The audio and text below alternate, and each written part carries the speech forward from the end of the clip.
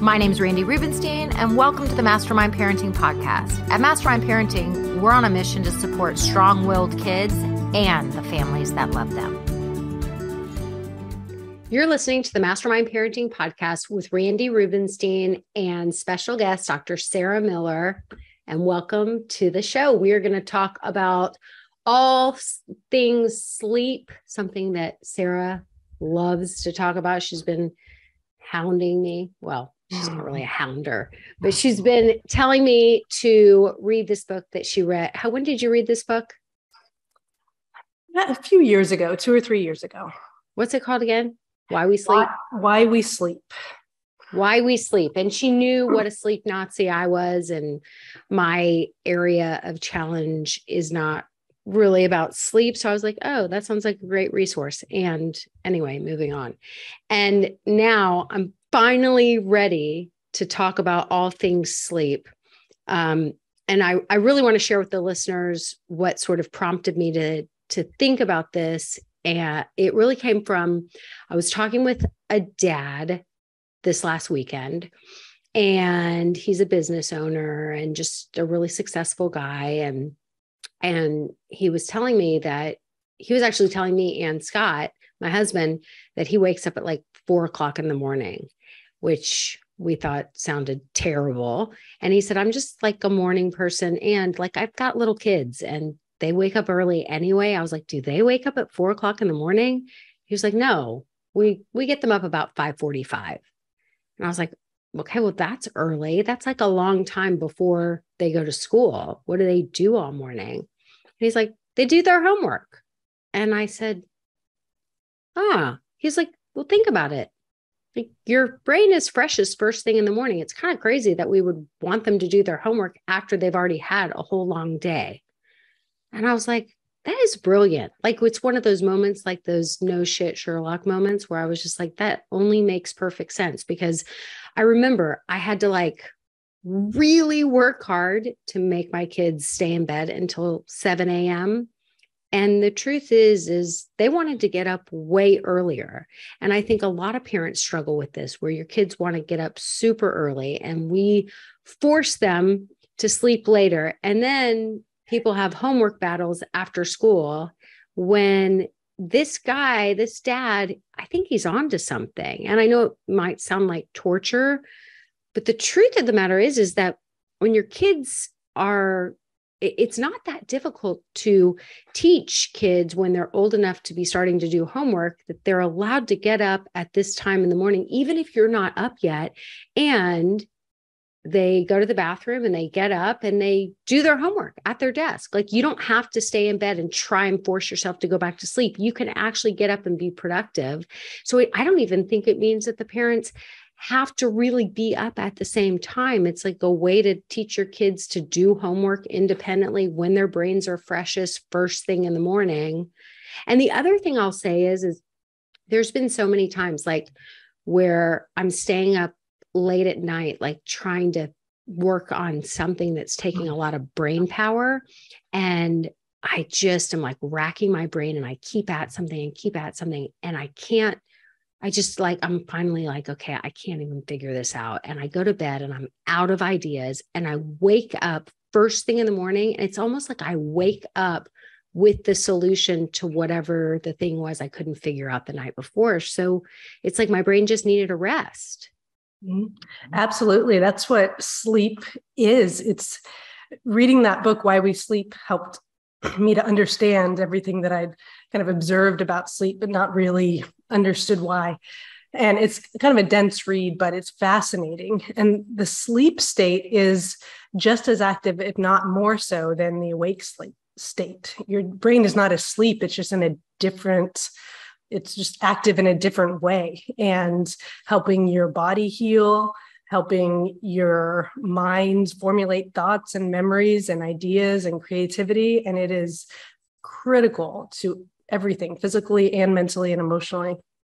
And I love this idea of the dad waking up with his kids and allowing them to do their homework. I mean, it's such a fresh, novel idea, but I love it because that we've all experienced that fatigue at the end of the day, and you've got to work, and it takes so much effort. And our kids are experiencing that same thing. So why not cue into their natural patterns? And I like that the pattern that he's developing or suggesting, that they listen to their body too. If they're awake, use that time. And it doesn't fall into this other pattern we see a lot with kids who wake up early to watch TV or get to their games or they are motivated by some kind of external factor that may be making them wake early and not listen to their body's cue that they are actually tired. If you're awake and you get to do your homework, that's motivating in a different kind of way than, running to TV. Well, that's, it's so interesting because I think that quite often happens is kids that are, look, I can compare it to, it's like one of those embarrassing things to admit, but when I used to be an addictive smoker back in the day, so this is like back in the day where it was like literally I couldn't wait to start my day with a coffee and a cigarette. So this is pre-kids. Okay. And so I really, a lot of times looked forward to waking up to having that coffee and a cigarette. And I think a lot of kids, if they know they're going to be able to hit the screen before, and maybe if it's super early and mom and dad are like, just watch TV and be quiet, that motivates the child. It's almost like that's their cigarette. They're waking up just to have the show or just to have the iPad time without any interruption. And it's considered a good thing because it allows mom and dad to sleep longer. And so I think that's a very slippery slope to get on, because I think it really does teach our kids not to give their bodies the rest that they actually need, because they've learned now they're in a pattern of waking up just to get that super high dopamine hit first thing in the morning. And it really sort of hardwires them for the highs that are higher than anything in the regular world. The highs are higher when you get those kind of tech dopamine hits than you can get in the real world. And so it hardwires them for those like cocaine level dopamine highs. Mm-hmm. And I think that's something that we really should be thinking about, because I don't know any parent that's like, well, even those of us who were wild teenagers, no one ever is like, I really hope my kids get involved in drugs and alcohol when they become teenagers. Like, that would be awesome. Nobody, right? Nobody does. But if we're hardwiring them for those super intense dopamine hits, then they're going to be seeking that. And so I think this is interesting because it's like, okay, so if you wake up early in the morning, we're not going to do screens anymore. I really want you to listen to your body and make sure, like, you might just need to go to the bathroom and then go back to bed, and you can fall back asleep and give your body the rest that you need before the day starts. And if you're tossing and turning and you just can't get up, you just can't go back to sleep, and it's been like 15 minutes, then you know what? Just get up and do your homework. Mm-hmm. And some people might say, well, how do you know if they're going to get up? I mean, then you have homework that's not done. People panic about the stupid homework, especially in elementary school. And what I would say is a lot of times teachers, if you want to implement something like this, you could, if your kid has a teacher that doesn't let you know what the schedule of the homework is the whole week before, you could email the teacher and say, we're trying something new. And so if we could get the homework assignments for the whole week at the beginning of the week, so my child knows if they wake up early, they can go ahead and get ahead on their homework, that would really help us out. I don't know a teacher that would be like, no, mm-hmm. Right? Like, so you can plan for that. Mm-hmm. Absolutely. I also think thinking about this into teenagehood, sleep needs change. And Whereas in elementary, a lot of times this is in the book, Why We Sleep as well. Your sleep patterns change. So in elementary school, you still need a great deal of sleep, like 11 to 12 hours, but you wake earlier and go to sleep earlier naturally. When you're a teenager, you wake later. 10, 11 is what a lot of these kids really need. And it's natural, physiological for them to stay up later. And so also allowing them to, I know with school, there's some limitations. They have to get up to go to school, but in any way that you can, allowing them to also adjust those patterns in teenagehood so that they are able to listen to their bodies, then to sleep when they can, as late as they can, not shame them for that, understand it's part of their growth and development, and encourage them to continue to have healthy sleep habits. And I mean, some school districts are adjusting. Mm-hmm. Right? Isn't it that way in HISD? Like I know my kids' school, they went to a private school. The middle school starts 30 minutes earlier, and they started doing an 8:30 start for high school several years back. Yeah. And I mean, doesn't HISD where it's 7:30 for elementary schools start? And then I think it's maybe 30 minutes or an hour later for high school. I believe so. We're not at that stage yet with my kids, but I believe so. And I always encourage parents to make that be a factor in your decisions for school placement with your kids. Because for some families, it's harder to achieve that sleep balance, and have that be a factor when you're figuring out where's the best fit for middle school and high school. Well, okay. So let's talk about, I think many of us have heard them now that if you had to choose one healthy habit to incorporate, like, let's say that you were just like the unhealthiest person where you're like never getting 7 to 8 hours of sleep, you never exercise, and all you eat is fast food. Okay. So, and you drink and you smoke. Okay. So let's, like, every single day, like all the time. So let's say you're that person and you had to just choose one. Oh, and you don't drink any water. All you drink is soda to hydrate you. I can just keep going. So, never eat a fruit or vegetable ever, ever, ever. So let's just say you're like living a super unhealthy lifestyle, and all of a sudden you realize, like, okay, I got to clean some things up because I'm going to drop dead. And you had to start with one thing. I have heard, and tell me if you agree with this, I've heard that the one place you should always start with is sleep. Agree 100%. That's the one thing that trickles down, affects everything else. Speaking of dopamine, and the reward system, when you don't have enough sleep, that system gets out of whack. That you're then seeking the rest of your day for hits to help you stay awake and be able to. So it affects focus, concentration, cortisol levels, which then affects appetite. And it's definitely been shown that you eat worse when you don't have enough sleep, because you can't, not only do you have more hunger, but you can't regulate those patterns as well, and just across the board. And that's why I'm the same as you are, sleep Nazi from tiny babies through all of childhood. It is just critical.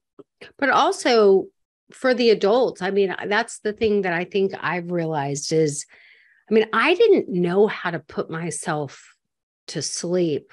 Like, I wasn't a responsible person, like, because as a kid, we didn't focus on sleep hygiene. I don't remember having a bedtime routine. Like, these are things that I didn't know how to do for myself. And I wasn't even aware that I didn't know how to do it because it just wasn't on my radar. And then I started learning that I had to have, dinner, bath, books, and bed. Like, I learned that routine pretty early on when I became a parent, but it didn't occur to me right away, oh, maybe I should be doing that for myself. And so I was a night owl, and I wanted to, like, it was like, oh, my kids are asleep. Now the fun begins and my time is my own. And so I wanted to go till crazy late hours.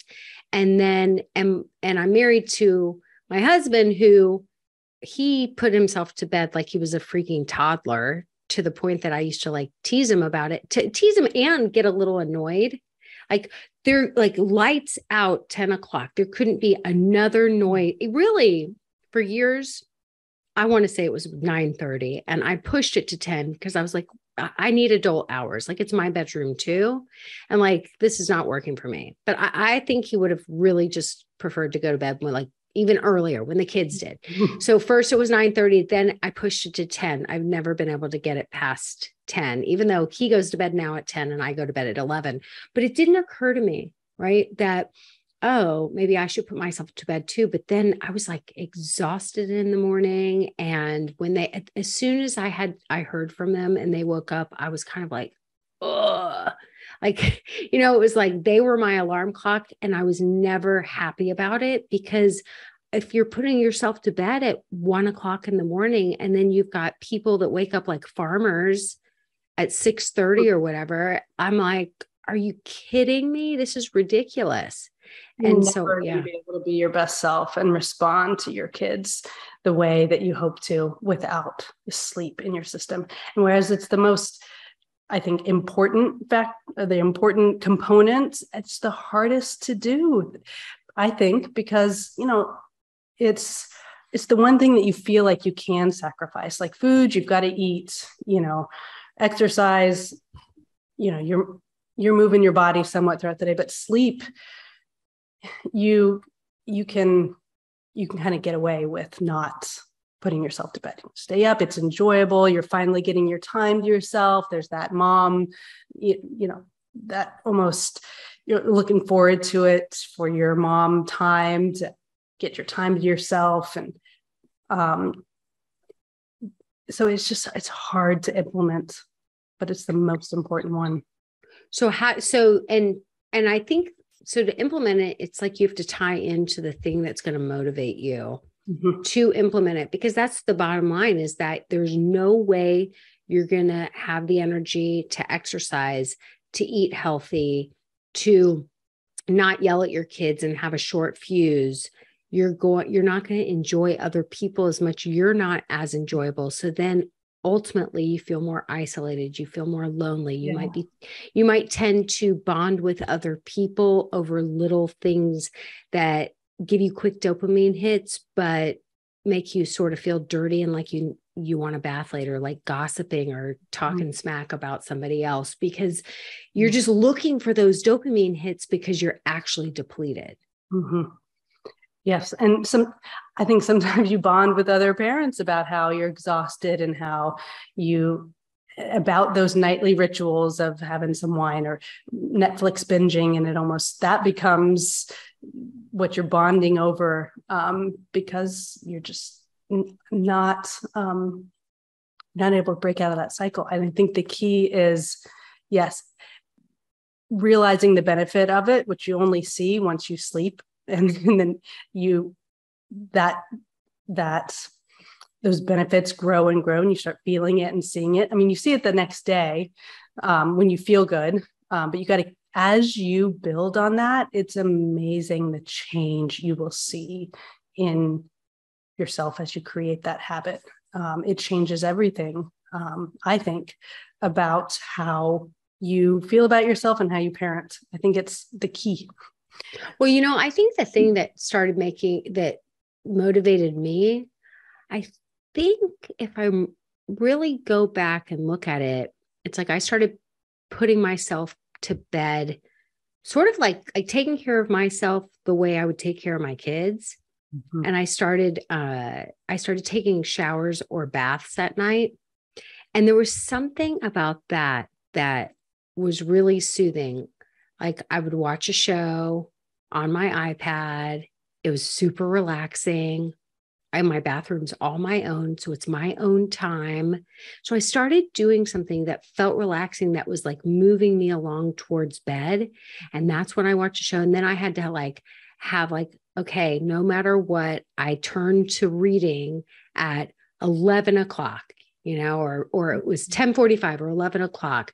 And there was something about taking care of myself and putting myself to bed, and also kind of seeing, oh, this wasn't done for me. So I think there was something that felt a little bit like I was reparenting myself, and I was taking care of myself. I'm not just a martyr. I'm not going to just take care of my kids and then just treat myself like dirt. There was something about like feeling like I'm worthy of being taken care of. Mm-hmm. Right. Which, yeah. I think that's really smart to incorporate a habit in that way that makes you feel that way. Because it's the ultimate expression. Doing a habit like that or putting yourself to sleep is the ultimate expression of taking care of yourself, just as you would your kids. That's how I counsel patients actually all the time, and like with exercise or healthy diet, or with sleep, treating it as they would if it was their child. If you calendar a sports practice for your kid, you're going to move mountains to make sure that happens. Whereas if you scheduled yourself for 30 minutes of exercise, you just blow right through it with the littlest bump. When you're putting your kids to sleep at night, what I've started doing, and they're a little bit older, they're 7 and 10, so they have some independence. So while they're getting themselves ready for bed, it's a stressful time in general for us as parents. So one, I'm feeling the stress of that. So I'll step out, let them do some of their responsibilities, and go do some of my self-care, do my facial routine, take those 10 minutes instead of being all up in their business. I've created a habit where I'm caring for myself in that moment and setting myself up for success, just as I am for them towards bedtime. I think it can be as simple as that. I joke that's Scott still is on the little kid plan, but that's exactly what he did. He took showers with them. He was in his pajamas. I remember somebody saying, like, well, I drive by your house at 8 o'clock at night, it looks like there's not a light on. And I'm like, because Scott thinks he's a toddler. Like, if it was up to him, he would be like, lights out. It's 8 o'clock. What are you people doing? But he still, to this day, loves getting ready for bed early. And I think it was because he got into that routine when the kids were little. So I think that's exactly right. It's like, they're old enough, they're 7 and 10, and they're resisting. They're going to do the thing. So I can either stay here and let them use maybe me as their punching bag to, for them to stall for time, or I'm going to step out, go take care of my own needs, and leave them sort of with themselves they can be their own punching bag. I don't need to, it's going to happen no matter what. I don't really need to be around for these 10 minutes. Exactly. And the more we model taking care of ourselves around our kids, they internalize that deeply. And I think it's also a very important thing to do in all aspects of your life, for them to see you taking care of yourself in small ways and big ways. Okay. So we covered maybe thinking about what are your kids' real sleep cycles? Like, at what stage are they? Like, where are they in terms of developmentally? And sometimes some people are just really early risers. If you have really early risers, talking about disrupting that, going straight to the screen, and instead learning to listen to your body and having this option. If you really can't put yourself back to sleep, this is a perfect time. Your brain is fresh. It's well rested. You're going to be able to knock out homework quickly. Sit at your desk. Get some homework done. You'll have your assignments. We'll plan for that. And that way you can use your time smartly, and you'll feel so accomplished by the time it's time to go to school that day. Oh, I got my assignments done for the week. I was up early. Like, way to use your time wisely. Mm-hmm. So we have that. Not just focusing on kids and sleep. looking in the mirror. You got to live it to give it. You want your kids to have healthy sleep patterns? Look at your own sleep patterns. You may be like me, where this is not something that was on your radar. This isn't something that was done for you as a child, and you have to reparent yourself. If you want your kids to have good sleep habits, you got to do it yourself. They learn by what we model way more than by what we tell them to do. So do it. Dopamine. There's a lot that happens in terms of dopamine. If you are sleep deprived, you are dopamine deprived, and you are going to seek dopamine in all of these, with all these external resources. And ultimately, it is a whole lot better for you just to get the sleep that your body needs, and to teach your kids the same thing. If you let them get up and go straight to a screen, like maybe think about, I know it's a pain in the butt to have to break up with that pattern. And yes, of course, you're going to get a lot of resistance and it's going to totally suck. And no parent ever said, I really hope that my kid becomes a teenager and starts doing cocaine because, it's just a much faster way to get those dopamine highs. Like, no, we're not doing that. Any other little cliff note recaps or any tidbits? Wow, that was perfect. Bouncing off what you just said, I always tell parents, if it feels hard, that means you're doing it right. So don't be afraid to tackle that battle. That means that you care. That means that you're setting them up for success, and it gets you. Yeah, lean into the suckage. I mean, most of the things we feel proud of are because it was something that we conquered and overcame. And that's just the part of life. Like half of life kind of blows, and most of us resist accepting that. And when you're starting a new pattern or disrupting an unhealthy one, yes, it's going to be terrible when you first do it, and you've got this.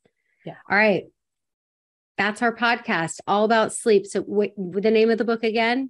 Why We Sleep. It's a life changer. Even if you just open it up and read the first 5 pages, you'll be fascinated and you'll be convinced you need to revamp your entire household sleep. Love it. Thanks, Sarah. So fun to talk to you. Bye, everyone. Have a great week. Thanks for listening today, guys. I hope you picked up some tips, tools, maybe some baby steps for creating more balance and boundaries in your life. And I just wanted to let you know, if you want to continue moving the needle forward in creating this for yourself, having a happier household, I want you to go to my website and check out mastermindparenting.com. We have 3 beginning programs. And if you need some accountability and more support, then please look for the one that would be a good fit for you. And as always, we're on all the social channels under Mastermind Parenting. On Instagram, it's mastermind_parenting. And, periodically I do pop up on different Instagram lives, Facebook lives, where I give you teaching and coaching. And I love engaging with you live to help you help your strong-willed kids so that they can feel better, because when they feel better, they do better. And I love, love, love getting to know you guys. So thanks for listening. If you like this podcast, please don't forget to subscribe, rate, and review. Super, super appreciative.